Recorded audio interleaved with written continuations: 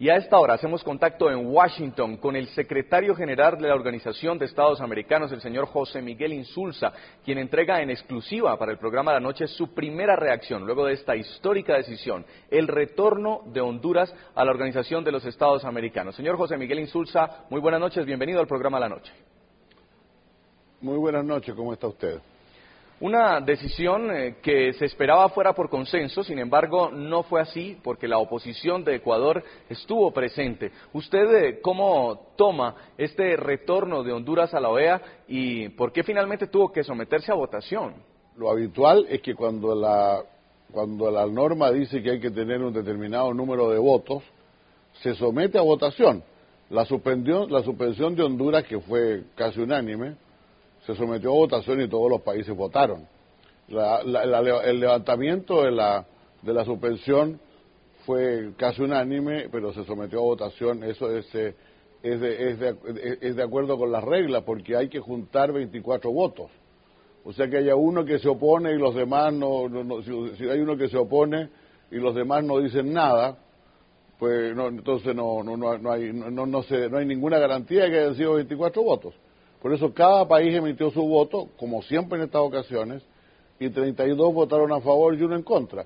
Eso, de acuerdo con la práctica internacional, es un consenso, ¿no? En realidad, pero de todas maneras, a mí me parece razonable que pueda haber algún voto a algún país que tiene su propia opinión y qué bueno que la manifieste dentro de las normas democráticas que rigen la organización. Estuvimos viendo el proceso de votación en directo en el momento en que cada país manifestaba su satisfacción por el regreso de Honduras a la Organización de Estados Americanos. Sin embargo, hubo dos países que hicieron la salvedad. Uno fue Ecuador, que manifestó su oposición, pero también lo hizo el canciller venezolano Nicolás Maduro y decía que votaban a favor, pero con reservas. Quiero preguntarle justamente por este punto, porque lo que estaba pidiendo Venezuela era que se incluyera un párrafo dentro de este acuerdo que tuviera contemplado el enjuiciamiento a los golpistas. Finalmente este párrafo no fue tomado en cuenta. ¿Cómo fue sorteada esta situación para llegar a un documento que permitiera tener por lo menos el voto del gobierno del presidente Hugo Chávez? No, mire, la verdad es que el sortear la situación no fue difícil, porque si se dice que lo que abrió el camino al retorno a la OEA fue el acuerdo de Cartagena, el tema del castigo a los responsables del golpe no está en ninguna parte del acuerdo de Cartagena. No fue discutido en torno al acuerdo de Cartagena, no lo planteó nadie. Y por lo tanto, en los países primó la idea de que si bien algunos podían tratar de acuerdo, esa no podía ser una condición de última hora que se incluyera en una resolución que estaba tomando nota del acuerdo de Cartagena. Así que no fue muy difícil, en realidad lo que hizo el canciller Maduro fue registrar esa opinión. Yo la verdad es que creo que más que una reserva, lo que él hizo fue una nota acerca de explicación de voto, en que dijo, mire, nosotros hubiéramos querido que esto estuviera, pero no está en el acuerdo de Cartagena y por eso no está tampoco en esta resolución. ¿Y usted por qué cree que a última hora Venezuela sacó este punto, cuando ya había casi que un consenso por parte de la gran mayoría de los países miembros, y esto los tomó por sorpresa esta mañana, porque estaba retrasando casi 3 horas la sesión? Bueno, pero es que eso lo explicitó incluso el canciller Maduro, y creo que es bastante obvio. Lo que ellos querían era buscar algún texto adicional que permitiera que Ecuador se abstuviera o votara en contra, o no votar en contra, votar a favor, perdón.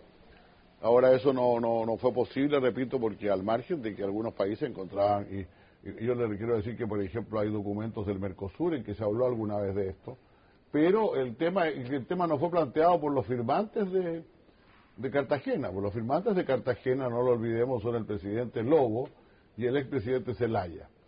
Si el expresidente Zelaya no exigió entre las condiciones para la reconciliación nacional un juicio a los culpables, eso no se le podía imponer por el acuerdo de la OEA de ninguna manera, ni siquiera mencionar. Sí. Quiero preguntarle, ¿la OEA respetó sus propios principios para tomar esta decisión y teniendo en la cuenta el punto número 4 del Acuerdo de Cartagena, que dice saludar la decisión de las autoridades competentes de anular los procesos judiciales en contra del expresidente José Manuel Zelaya? ¿Usted no cree que esto fue finalmente una intervención de la comunidad internacional al pedirle a los jueces de Honduras que anulen procesos judiciales dentro de un asunto que es interno? No, yo creo que no. Naturalmente se puede pedir, el que lo pidió siempre o lo exigió siempre fue el propio presidente Zelaya. Fíjese usted que el presidente Zelaya, por ejemplo, podría haberse presentado a juicio y haber pedido el sobreseimiento. Pero él decidió que él no les asignaba a un juicio incoado 2 o 3 días después del golpe la validez para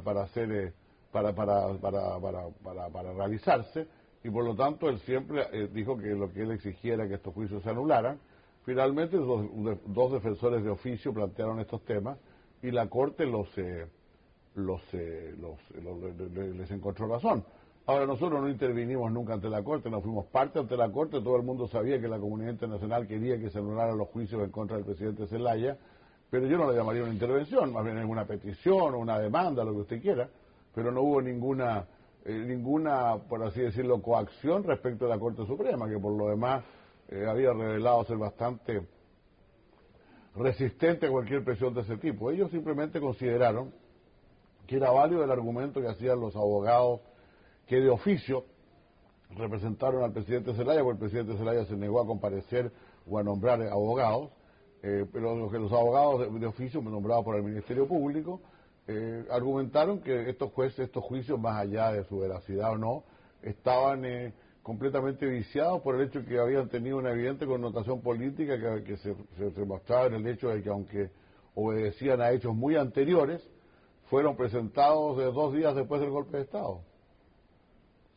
Y finalmente el presidente Porfirio Lobo le pide a las autoridades judiciales que anulen este tipo de órdenes. ¿Esto no estaría en contra de la independencia de poderes?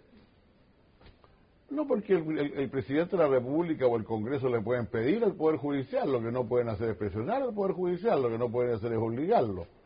No dijo que iba a cerrar el Poder Judicial, que le iba a quitar su presupuesto, no dijo ninguna cosa por el estilo. El presidente se lo pidió y la Corte accedió a lo que el presidente pedía porque consideró que había argumentos para eso. Continuamos en la noche. El 7º punto del Acuerdo de Cartagena de Indias, firmado para garantizar el regreso de Manuel Zelaya a Honduras y el reintegro de Honduras a la OEA, abre la posibilidad al mandatario depuesto a liderar una convocatoria a una Asamblea Nacional Constituyente, a través de un referendo, de un plebiscito o de una consulta popular. Los contradictores de Zelaya afirman que su intención es regresar al poder a través de estos mecanismos constitucionales y de participación popular. El punto 7 del Acuerdo de Cartagena cita el artículo 5 de la Constitución hondureña, donde están instituidos los mecanismos de participación ciudadana. Para fortalecer la democracia participativa se instituyen como mecanismos de participación popular el referéndum y el plebiscito. El referéndum y el plebiscito podrán hacerse a nivel municipal, subregional, regional, departamental y nacional. Este artículo, con el Acuerdo de Cartagena, abrirían la posibilidad de que Manuel Zelaya lidere una convocatoria a una Asamblea Nacional Constituyente como la que buscaba instalar hace 3 años cuando fue depuesto del poder. La solicitud que el expresidente Zelaya ha manifestado de convocar una Asamblea Nacional Constituyente se enmarcará en estos mecanismos de consulta. En tal sentido, el gobierno de Honduras se compromete a tomar las medidas que estén en el marco de sus atribuciones legales, a velar por los derechos electorales de los ciudadanos, así como a encomendar a la Comisión de Seguimiento que verifique el cumplimiento de los procedimientos establecidos para la realización de plebiscitos en la República de Honduras.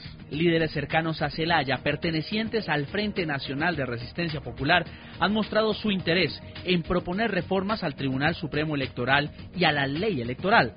Aseguran que la normatividad electoral no les da garantías. Versiones de prensa en Honduras aseguran que si Zelaya declina una eventual candidatura presidencial, su esposa Xiomara Castro asumiría las banderas electorales del depuesto presidente. Otro de los puntos que llama la atención en el Acuerdo de Cartagena es el 4. Saludar la decisión de las autoridades competentes de anular los procesos judiciales en contra del expresidente José Manuel Zelaya Rosales, subrayando la presentación de los documentos por la Fiscalía General de la República y de la Procuraduría General de la República ante el Tribunal de Apelaciones ad hoc, según las cuales ambas instituciones renuncian a presentar recursos de amparo, así como su admisión por parte del tribunal, con lo cual la decisión judicial es definitiva. Fuentes de la Fiscalía hondureña le confirmaron al programa La Noche que los documentos a los que se refiere el Acuerdo de Cartagena ya fueron emitidos. Las mismas fuentes aclararon que esa decisión no significa que Zelaya no vuelva a ser procesado, tal y como lo aseguró en la noche el fiscal contra corrupción Henry Salgado. Presentar cualquier evidencia de descargo y si se analizan y se descargan, pudieran ser cerrados en sede administrativa o ejercer la acción nuevamente en el proceso criminal.